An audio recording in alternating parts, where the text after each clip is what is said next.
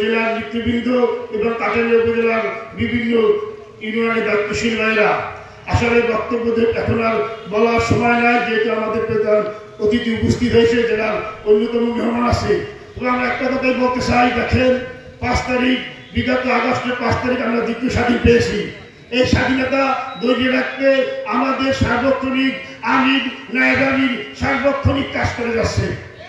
আপনারা জানেন, গতবার সাহেব একটা কথা বলছে যে জায়গায় সন্ত্রাস সে জায়গায় প্রতিবাদ কি হবে, যে জায়গায় সন্ত্রাস ওই জায়গায় প্রতিবাদ।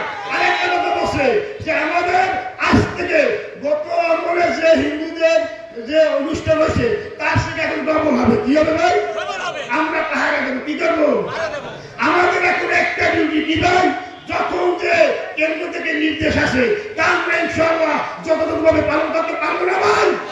ইনশাআল্লাহ আমাদের সাহেব যখন যে নির্দেশ দেবে পিছিয়ে নাইবানি ওই কাজগুলো করার জন্য আমরা সার্বক্ষণিক চেষ্টা করবো ইনশাআল্লাহ। আসসালামু আলাইকুম।